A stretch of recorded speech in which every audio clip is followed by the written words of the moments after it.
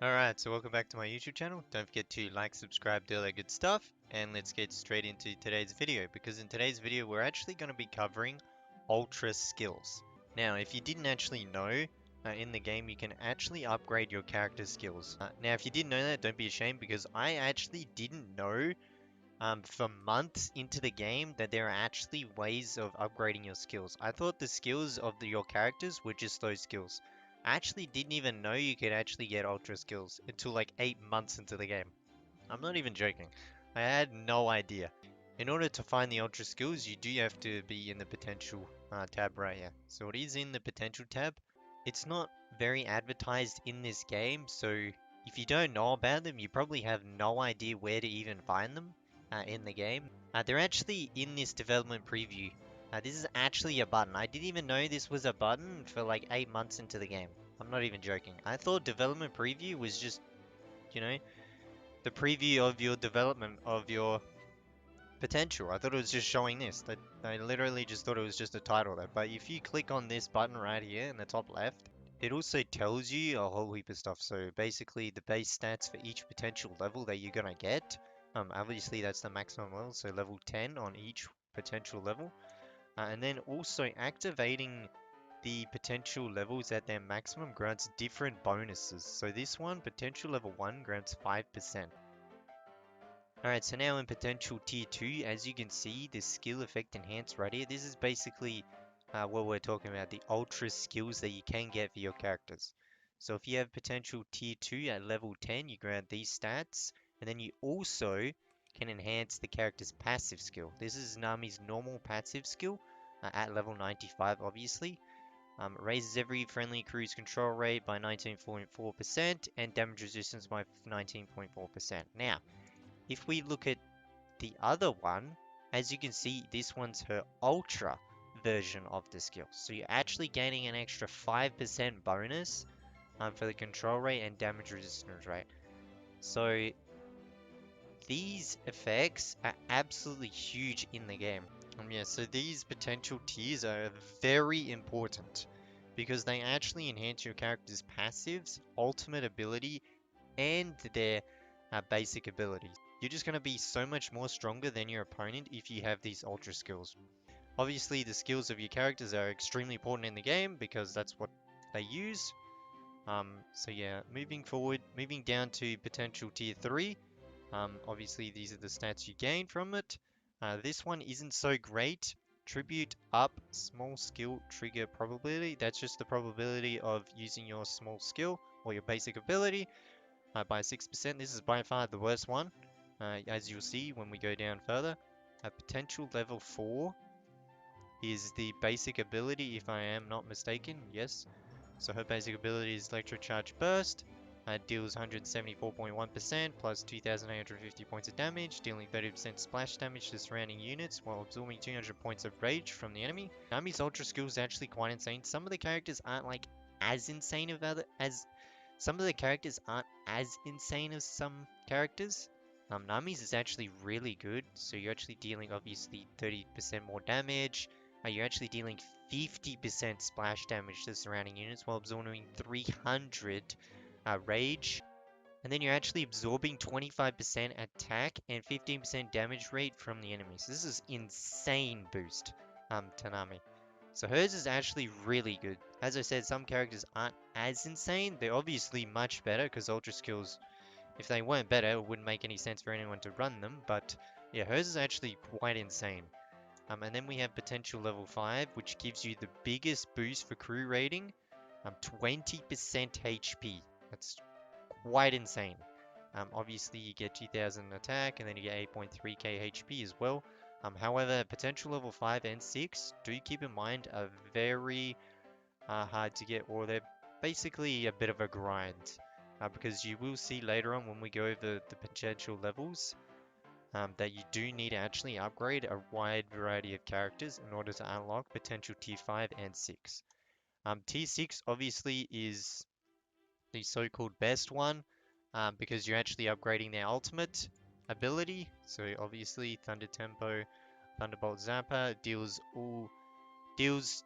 Damage to all units, 198.8%, 3,325 points. After casting all skills, raises own control immunity by 30%, while reducing every enemy's healing effect by 100%, which is insane. Alright, so now if we go to our Ultra skill, you're dealing an extra 40% more damage. You're also gaining 80% control immune, which is insane. Meanwhile, raises own damage resistance by 100%. And then it reduces the enemy's healing by 100%. So it's actually really insane. These Ultra skills are game breaking. If you have them and your opponent does, yeah, you're just gonna be so much stronger than they will. It's quite insane. Alright, so now let's go over the requirements for each potential level. I did do this in my very first upgrading video, but since we're going over Ultra skills, I think it's a good time to also re-evaluate what requirements you actually need for each potential level. Because the first four aren't that bad. Well, the first three aren't that bad. 4 is a little bit of a grind because you do have to upgrade some characters, and 5 and 6 are a little bit as well. So if we go to my Nika Luffy, I believe he's not even potential level because you actually do need this character at 5 stars for potential level 1. So that's already a requirement. Obviously, these two other requirements are very easy to get. Everyone should have blue plus 3 characters. That's not very hard to get in the game. It won't even take you like a week or so. And then War Spirit total levels. That's just your fighting spirits. Just need to be plus 40. That isn't that bad. You just plus 10 on all 4 of them and you easily have that. So it's just mainly the 5 star of the character. And then if we go to my Hiyori, I believe she's up to the second one. And then the second potential level, you do need the crew. Obviously, you need the previous potential level at level 8 on all of them. And then you need the weapon total star reaches at 10. So you do need 10 stars on all your gear. So that might be hard for some people at the start of the game, but as you progress through the game, it gets easier and easier, and you'll easily get 10 stars on each of them. You just 1 star on each of them, and then you go back and yeah, you already have 6 stars, and then you just need 4 more, so it's not that bad. Now this one right here will be much harder for people at the start of the game. You do need quite a bit of gold to upgrade your dials, as this is for dials. You need total crystal levels 600, so that means plus 600 in total for all your dials. So if you go to your dials, alright, so once you're in your dials, obviously what I meant by plus 600 is, as you can see, this one's plus 60, this is plus 40, this is plus 60. So you just need to make sure that all 3 total up to plus 600. So this would be 100, this is already plus 100 here. This would be plus 100 here, so that would be plus 200 in total. And then, obviously, if you add all these up, would be another 100, so that'd be 300. That'd be 400, and then that'd be 490. So as you can see, it's not that hard. I think I did the basic maths, and you need at least plus 40 or 30, 35 on every single one of your dials, because you do have 18 dials. So if you do basic math, it comes around to about 35. Around in the 30s to 40 mark. So that is the sweet spot for the potential level 2. Alright, so now moving forward, if we go to potential level 3, obviously you need the previous potential at level 8, you need the Career Purple, very easy requirement, and then War Spirit total levels at level 60. Obviously this is not that bad, you just go from level 40. You just go from 40 levels to 60 levels, it's not that bad. You just plus 10 to other War Spirits, probably the main War Spirit and then the HP one at the bottom is what I do. So I usually plus 20. So I usually plus 20 this one right here, and then I plus 20 this one, so that's 40, and then I have these two plus 10. Because these two are much more important in my opinion. If you do want to focus Arena, you'd probably want to do Arena. But base HP is quite insane as well for crew rating. That's just potential level 3, quite easy to do. It's mainly just potential level 2 on the dials, that is the hardest thing in this tier. And then if we move down to potential level 4, this is where the grind starts to begin on other characters, and you'll see what I mean. So if we go to potential level 4, You actually need 6-star level crew. So you need 6-star, and then you need 3 other additional crew at purple +3. So this is where the real grind begins for potential levels. You need to start upgrading other characters in your box or account to plus purple level 3 in order to get potential level 4. Also, level 53 is a sweet spot. Level 53 unlocks purple +3, so just upgrade your characters to level 53. Don't upgrade them any higher, unless they're obviously a really good character. So level 53 is the sweet spot, and Dials is around 30, +30 to +40. So they're the sweet spots that you want to be looking at. Alright, so the best way to actually level up your characters passively is in the guild section. So if you really want to start this early, which is I highly recommend starting this early, is you going to your guild section. You go to the crew center on the right here. So as soon as you reach potential level 4 unlock, you just put in the characters you need and then get them up to level 53. As soon as they're level 53, I'll swap out category right here and I'll put in a new character that I need. And then you just rinse and repeat. And then you just upgrade them to purple +3. So that's basically what you want to do. Alright, so now that we're back in the potential level screen, potential level 5 is the highest that I've unlocked because it is a bit of a grind. You then need to get those 3 characters that you just plus purple 3, level 53, to then you do need to get them to potential level 2 unlock. You just need to unlock potential level 2, I believe. I'm not too sure. I think you need to finish 1 and then get it to unlock potential level 3. So yeah, it is a bit of a grind for 4 and 5. And then 6, I would imagine, would be even a longer of a grind. But getting back to ultra skills, the whole point of the video, in order to unlock the passive bonuses down here, or the bonuses down here, you do need to make sure you go into that potential level and you upgrade it to 10 out of 10. So as you can see down the bottom, I actually do have the 5% attack because I have fully maxed out the first potential level. So 10 out of 10, and then you can choose down the bottom to enhance it.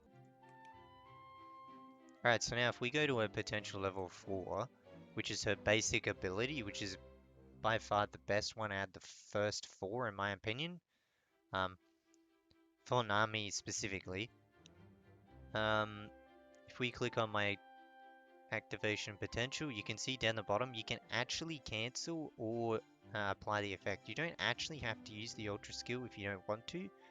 It's completely up to you, but as you can see, once you finish all 10 again, you just unlock it down the bottom. Alright, so in my opinion, my recommendations for the ones that you do want to go for first, obviously the ones that grant basic stats or base enhance, so like 5% attack or 20% HP down the bottom.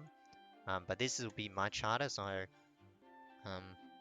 not gonna recommend these two because these two are much longer to get. We're just basically going to be talking about the first 4 because they're much easier to get in the game. So yeah, obviously if you can get the attack one, do the attack one because that's just the first one. And then in my opinion, you should probably do either their passive or their basic ability. It's completely up to you. The small skill trigger probability is the last one you should do, by far. 6% is barely anything. Obviously, it doesn't grant any crew rating, doesn't really do too much. So definitely do potential level 3 last. You obviously have to get to 8 out of 10 in order to progress, but don't do 10 out of 10 until last, in my opinion. You can just go ahead and read their passives and their ultra abilities for yourself, and you can just make the decision as to which one you want to do first. For Nami, in my opinion, potential level 4 is 100% the second one you want to do, or the first one you want to do, because it greatly increases her basic skill. It's very good. Some characters, they rely on their passive a lot more, so maybe you want to do their passive first. It's completely up to you. But make sure you do this one last. This one is definitely not the best, in my opinion. And then when you reach potential level 5, you obviously just do level 5 and then you do level 6. Because you're not going to unlock them straight away instantly. because it is a bit of a grind to get to potential level 5 as you saw, and potential level 6 you probably won't unlock for quite a while. So upgrade those whenever you can, obviously. But for the first 4, as we said, get the 5% attack and then go for the 2 abilities and this small skill trigger probability last, because that one isn't that important. Alright, so I hope you guys enjoyed the video. And yeah, that's basically Ultra Skills right there. I hope to see you guys in the next video.